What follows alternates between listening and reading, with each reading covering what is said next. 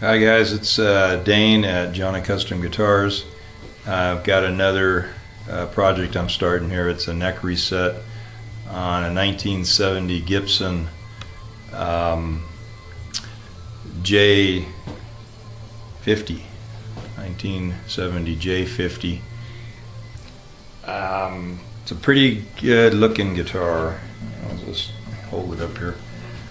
It's in pretty good shape. I got my camera's pointed up. I don't want to bang the thing into the ceiling. So it's mahogany body, spruce top. It's very pretty. It's in pretty decent shape. Not bad at all. Somebody's done a little bit of repair, crack repair on the front, and for the most part that's fine. There's a bit of a stagger in one of the, right here, just above the pick guard. This pick guard has been replaced with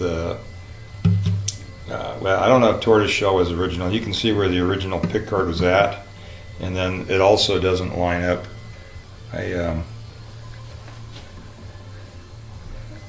may or may not show another video where I had this guitar originally. It doesn't line up with the original rosette, so I don't, obviously not stock. Anyway, we're going to be doing a neck reset on this guy, and so I'll reposition the camera a little bit here.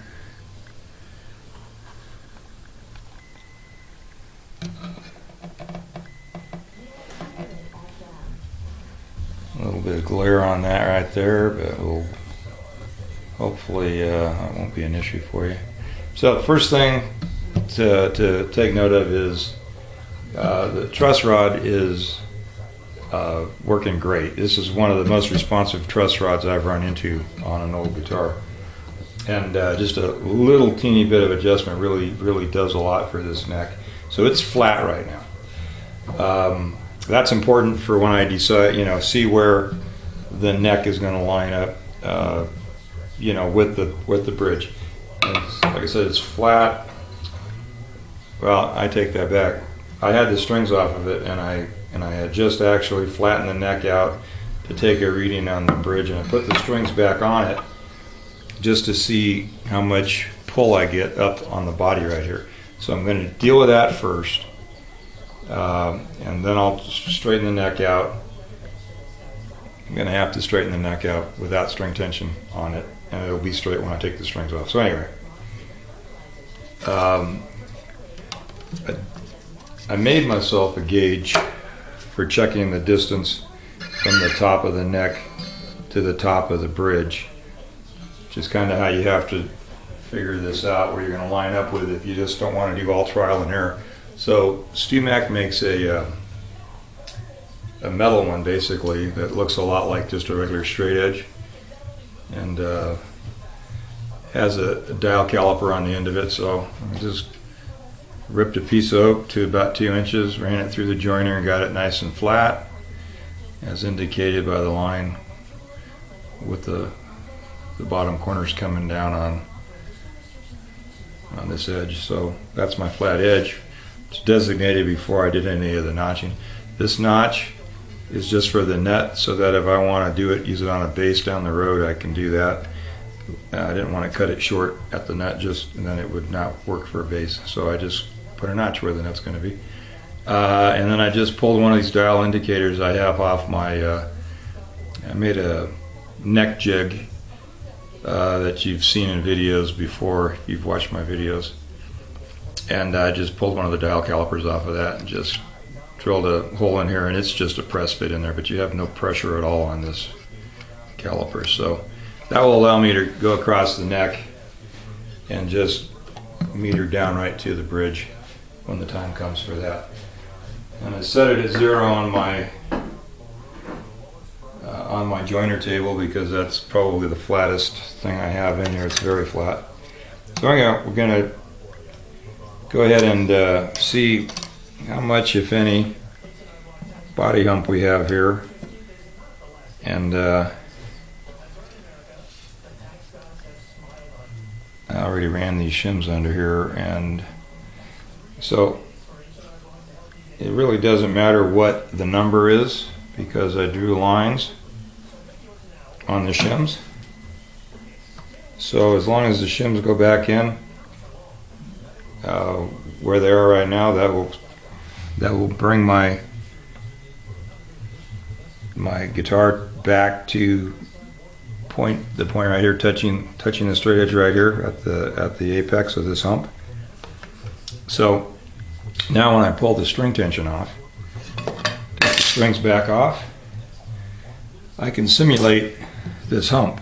So this bridge will end up in the same place in relationship to the neck without the string tension on the guitar.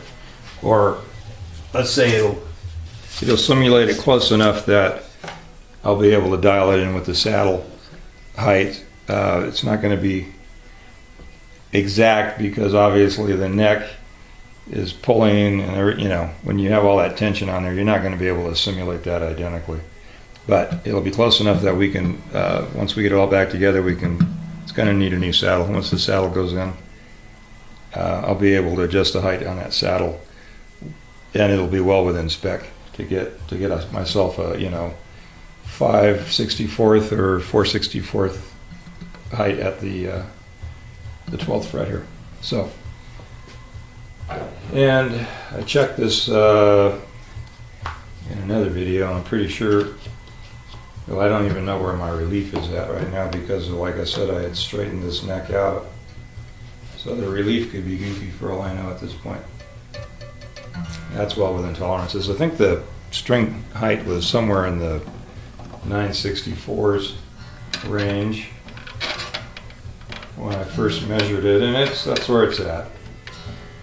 It's a fat 9, so it's pushing 10 64s, and so we're going to get this thing down to where it's nice low action, and this thing will be a jewel. It's got, you'll be able to tell on that camera, and it's got some pretty nice tone. So strings are coming off, and I might try to save these.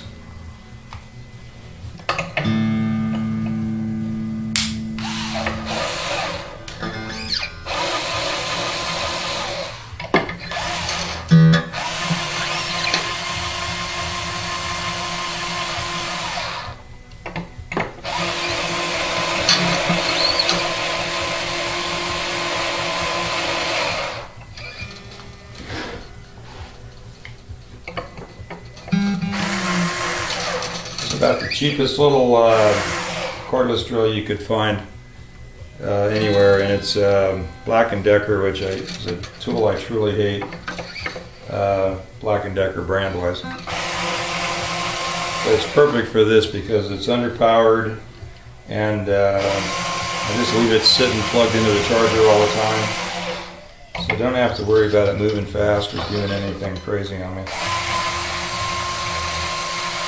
So in this case, a crappy little tool seems to be the best tool for the job.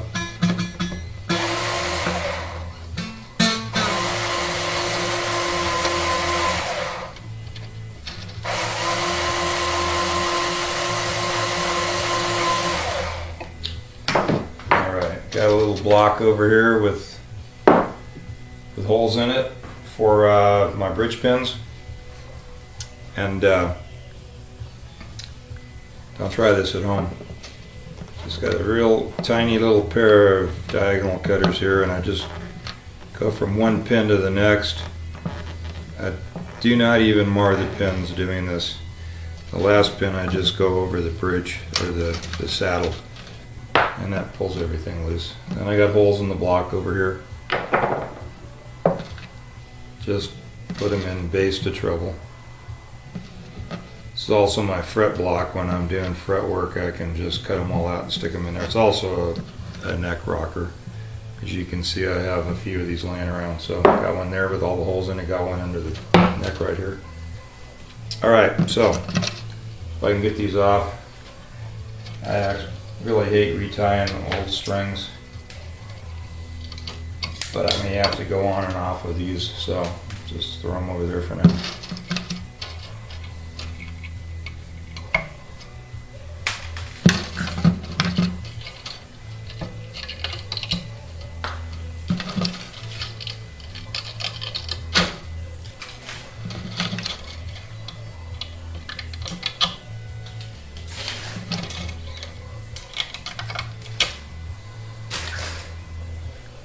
Alright, let's see how this thing looks with the strings off of it, if we're in the neighborhood or if it goes back down quite a bit without tension on it.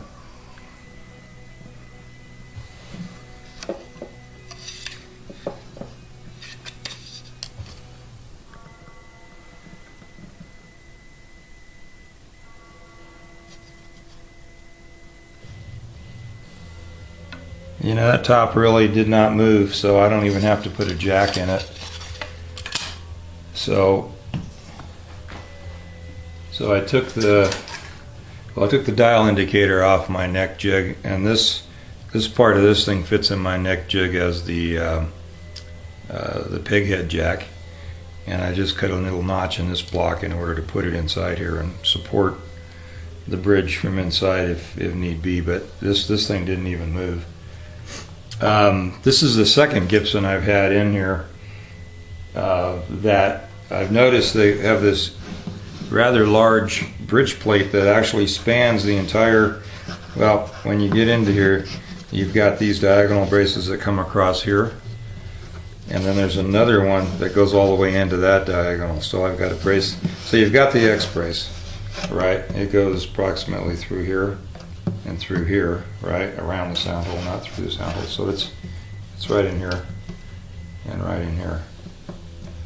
So you got another one that comes right off the X brace, right here, comes back, and then you got one that's on this side of the X brace, goes back. That entire area has a bridge plate, so the top is doubled in that entire area. So obviously, yeah, it really stiffens this area of the top.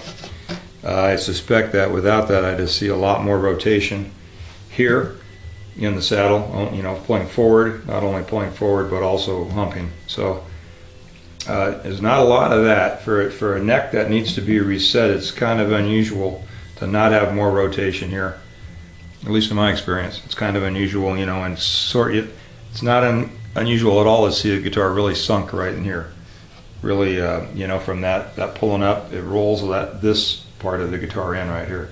So you have that, the neck's up, that's forcing the block and all that to put pressure here, and it pushes that down while this is pulling up. So it really wants to fold the guitar in kind of like that. So these are pretty heavily built top. You know, all kinds of arguments about, you know, you got to have movement if you want, you know, you want good tone. You got to have movement if you want good projection of the instrument, good volume. I'm not even going to try to get into that discussion. It's, I'm not even going to go there. Obviously this guitar is really loud.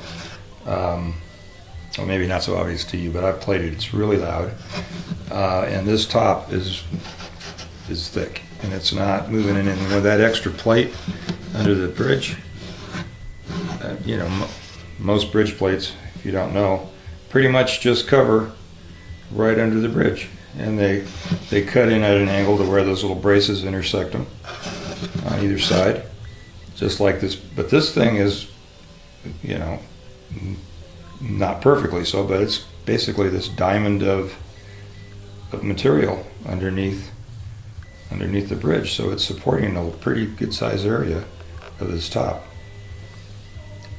Anyway, having said all that, I don't have to jack this up, and I have been looking for way too long for my my little thermostat controller here to I have a blanket which is out of my reach and too far to go fetch right now, but I have a little heating blanket that's the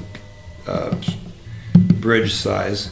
I use it on the tongue as well with a shield. So I put this in here. It's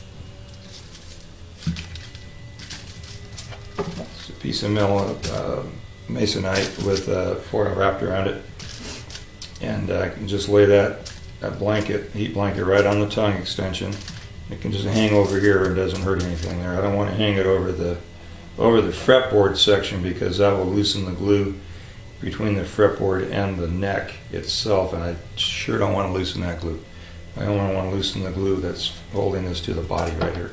I've already pulled this 15th fret out, and I will drill holes into here, and those will accept the needle from my steam pot, and that should be this. I don't know if they discovered this or they planned this, but the end of this dovetail joint that's going down into the body here ends right at this 15th fret, and so when you drill a hole through here, if it's a dovetail, you're going to drop into a gap between the dovetail and the neck block, and then you can inject steam directly into that area. Anyway, I'll get videos of all of that as well, but for now I'm going to turn this thing off.